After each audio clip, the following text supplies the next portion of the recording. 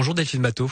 Bonjour. Alors vous êtes la députée écologiste des Deux-Sèvres avec nous ce matin puisque vous organisez la riposte. Votre parti Génération Écologique que vous présidez invite aujourd'hui associations scientifiques, juristes, syndicats et organisations politiques à une réunion commune pour envisager, je cite, des initiatives et la perspective d'une manifestation nationale. C'était devenu nécessaire pour vous d'organiser une riposte ?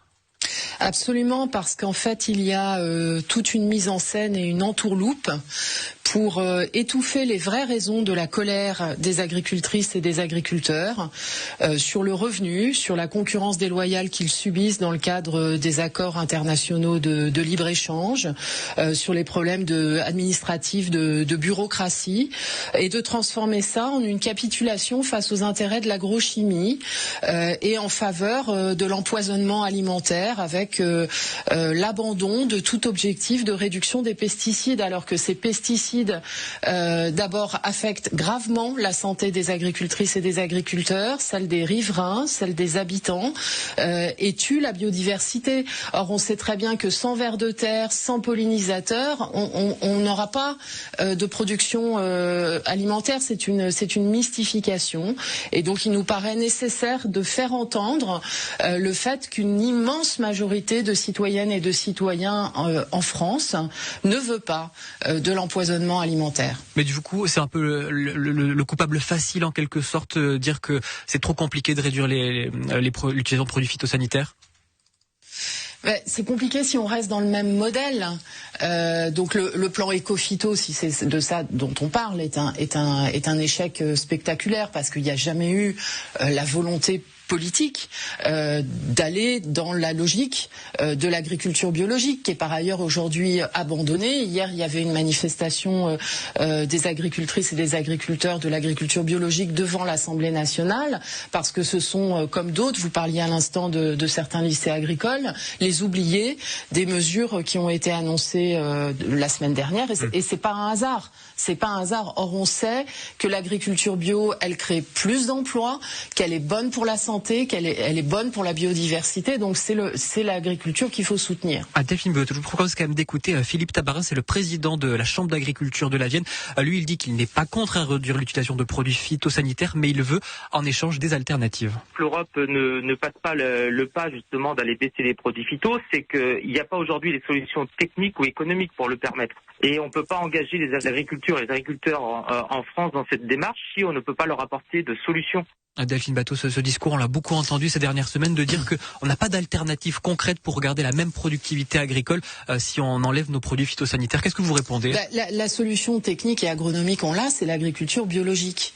Et ça marche, sauf qu'aujourd'hui, en fait, elle est moins aidée que l'agriculture conventionnelle. Donc, en fait, derrière ce propos, il y a essentiellement une question de revenus. Et le gouvernement a baissé les aides à l'hectare à l'agriculture biologique. Donc, moi, j'entends parfaitement la difficulté à changer de modèle, et elle doit être soutenue. Oui, mais attendez, tous les agriculteurs, on va pouvoir passer au bio en quelques années. C'est 3 ans, la conversion d'une exploitation à l'agriculture biologique. Et il y a un autre problème qui est les pratiques de la grande distribution, qui ont pratiqué sur les produits bio des surmarges de 70%, qui ont induit dans l'opinion publique l'idée que le bio serait cher. Ben non, le bio, c'est pas forcément cher si on plafonne les marges de la grande distribution. Mais vous demanderiez aujourd'hui qu'on passe toutes les exploitations en bio dans les 5-10 prochaines années ? Qu'on encourage ce mouvement. Il s'agit pas de prendre... On l'a encouragé ces dernières années, et là on se rend compte que la chute du bio dans les ventes est très forte en ce moment, et que ceux qui se sont convertis vendent à perte aujourd'hui. Non monsieur, on ne l'a pas encouragé. Le gouvernement actuel a supprimé les aides au maintien au bio.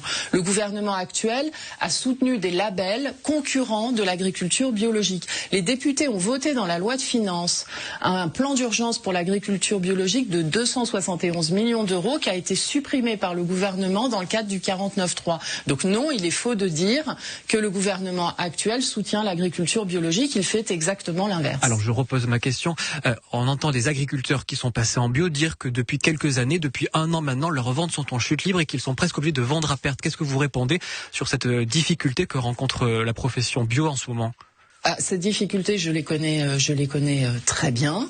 J'ai rencontré, par exemple, la semaine dernière dans les Deux-Sèvres, un agriculteur qui est en production bovine, auquel l'État doit 48 000 € d'aide PAC qui n'ont pas été versés.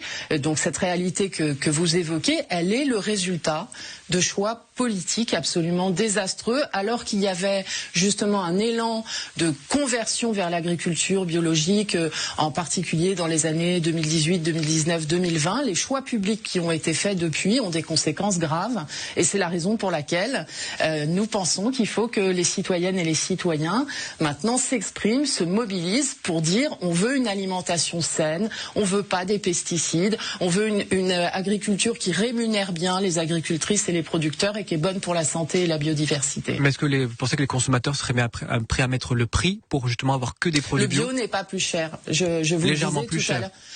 Il est légèrement plus cher. Il est désavantagé par le fait qu'il n'a pas l'équivalence aujourd'hui en termes d'aide publique, et surtout il est plombé par les pratiques de la grande distribution qui abusent, c'est-à-dire qui ont cru que les citoyens, pour avoir du bio, étaient prêts à mettre plus cher, et qui ont donc pratiqué sur le bio ce que j'appelle la profitation, c'est-à-dire une surinflation qui n'est pas acceptable.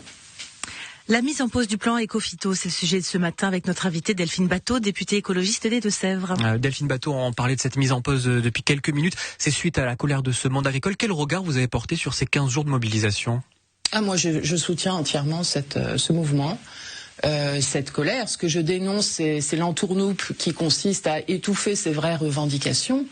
Mais il n'est pas possible, en plus dans un contexte d'état d'urgence écologique, d'état d'urgence sociale, que les travailleuses et les travailleurs de la terre gagnent des salaires de misère, soit la profession où il y a le plus de burn-out, où on se suicide. Et en fait, aujourd'hui, les agricultrices et les agriculteurs, ils sont victimes d'un modèle où ça va pas des deux bouts de la chaîne, c'est-à-dire que le modèle actuel avec les engrais, les pesticides, etc. coûte cher à produire et vend à pas cher de la malbouffe. Donc ça, on peut pas continuer comme ça. Mais Delphine Batteau, vous parlez d'entourloupe, mais comment vous expliquez qu'une large partie du monde agricole aujourd'hui pointe du doigt justement les écologistes en disant qu'ils sont la raison de leurs problèmes? Une partie en tout cas.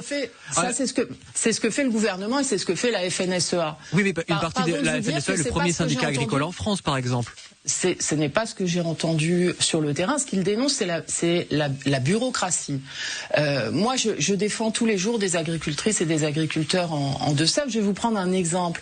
Vous êtes éleveur ovin et vous recevez de l'administration une mise en demeure directement pour faire la sérologie de vos animaux sans jamais avoir reçu un courrier qui vous dit bonjour monsieur, on vous rappelle qu'il faut faire la sérologie de